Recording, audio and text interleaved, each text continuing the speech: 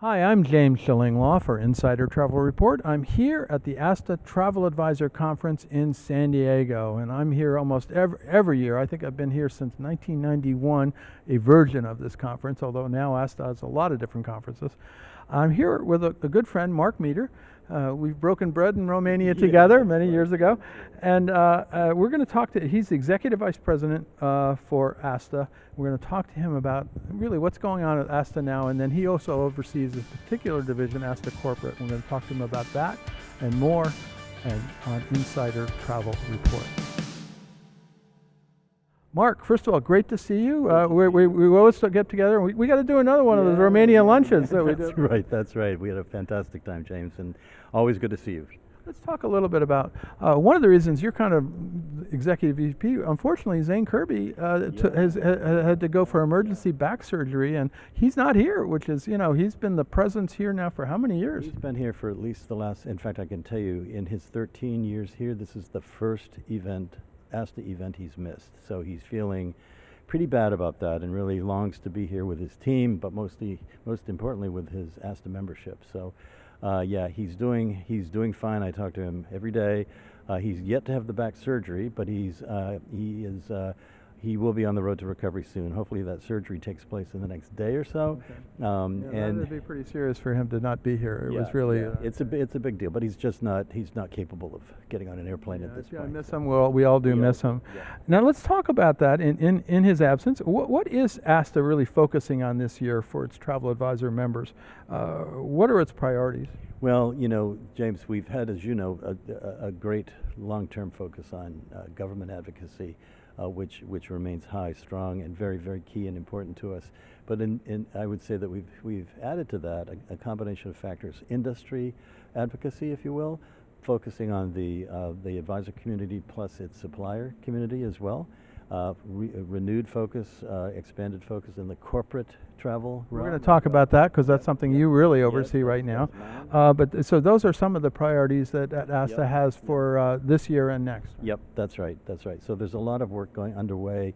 You've probably heard me talk about it, Zane talk about it in terms of all of what that focus may be. It ranges everything from ensuring that our advisors are paid on a timely basis for hotel commissions that they started that program in the past year, right? Yes, that's right. We started that in 2025, and in this year we're looking to actually expand on that more uniquely to focus on what other issues, what other troubles are advisors experiencing above and beyond hotel or hotel commission tracking that they would like or need ASTA's help in supporting. So we're actually building a tool as we speak. It'll be similar to the Hotel Reporting Commission tool, but it is meant to be more generically for agencies to report any kind of, if you will, supplier issue that needs our attention.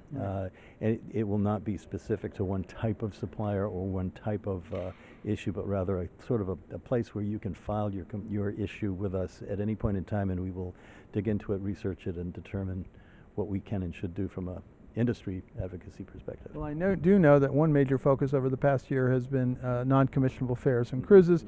You had one major cruise line and then several others who no longer sell NCFs, as they call them, and but there's some of the big ones still have that, and I know that has been a focus. In fact, you've done a white paper on it, I believe. That's right. That's right. We recently published a briefing or a white paper on the topic for our members.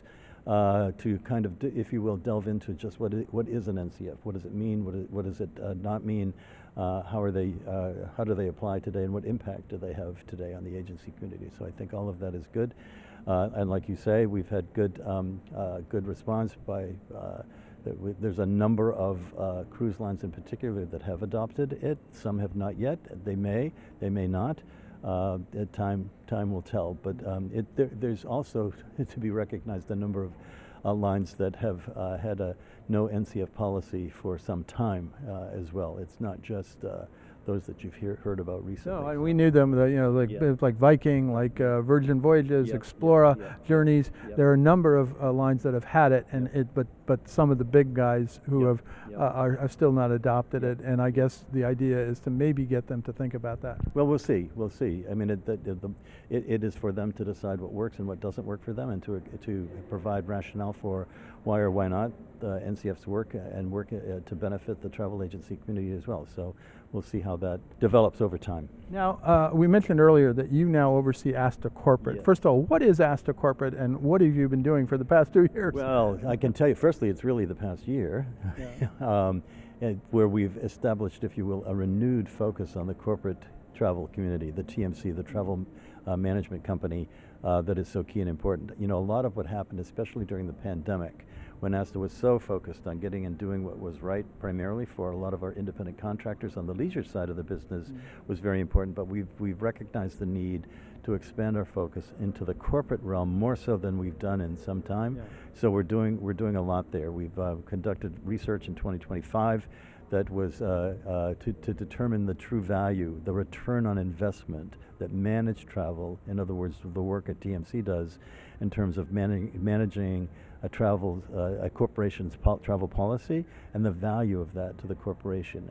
The research we did was in conjunction with GBTA. We published the results of that last year in October, and the findings indicate that managed travel in any form affects the bottom line of a corporation in a very favorable way. So we are now expanding on that to pull together for our TMCs really, really very useful documentation that they can use to really get to the, if you will, the C-suite of the corporations that they support, the corporations that either they're customers today or they're desired customers.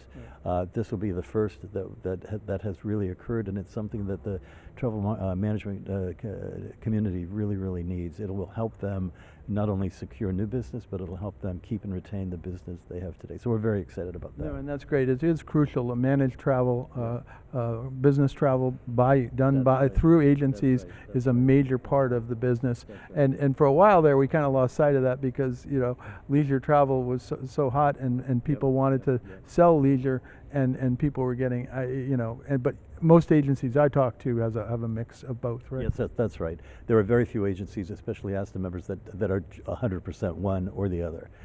Even some of the biggest corporate travel agencies or TMCs have a leisure component too. It might be a much smaller percentage, or vice versa. Some large leisure agencies also have corporate business as well. So yeah, there's a lot of mix. Now, let's talk about this conference. What do you want to come out of this particular Travel Advisor Conference? What's the goal? I mean, we had a fantastic River Cruise Expo. We've had a lot of great conferences, but this is, really it's becoming a much more of an educational event, training and all that. So what do you think should come out of this for your Travel Advisor and travel agency members? Sure. Well, we're doing a number of things, or expanding on a number of things that we've done in the past. So as you know, James, this is the sort of the standard Travel Advisor Conference that ASTA has had in place for a long time. We bring together uniquely travel advisors themselves, frontline agencies, frontline advisors that are selling travel today, in concert with their leaders, their managers, their owners, the owners of those agencies, and we're providing for them what we believe is uniquely oriented education that they don't get at home. That is unique and different from what their consortium partners or host agencies may provide purposely. And also, the whole focus on the virtual travel advisor certification component is really big here today. I don't know if you are aware of this, but yesterday we had what we call a VTA, Verified Travel Advisor Fast Track training, where my colleagues conducted a multi-hour training on the 4 modules that are a component of our VTA. In great detail. The attendees had pre-work to do as well, but in the end they end up testing one test. Normally you would take one test for each of the 4 modules. Right. In this case, it's one test that covers. That's a hard exam. Well, it is a hard exam, but I can tell you that as of today, we have 42 new verified travel advisors. So we're really pleased with that. And I can tell you that we've done this now for the last couple of years. And each year, the uptake on it in terms of people wanting to attend the Fast Track program has grown exponentially. We had a large number of people in there. I know you've done it before. Yes, so it's yep, good. yep. And you did, I think, even at River Cruise Expo a We bit did too. it there, and we're doing it more, and we're doing it. A lot of our consortium partners and others are asking us to do it specifically for them and their members, so the support we're getting from the host, the consortium community, the small and large members as well is really great. Now, roughly how many VTAs are there out, and how many in process? I think it's roughly there's well over 2,000. I can't tell you how many are in process because the number grows and changes every day. But we've got well over 2,000 actual VTAs in place today. And keep in mind that every 2 years a requirement is that you recertify. So you recertify by taking additional follow-up courses and then test on those as well. So it's not a one-shot deal. And so you're continually being educated and re-educated on new and unique.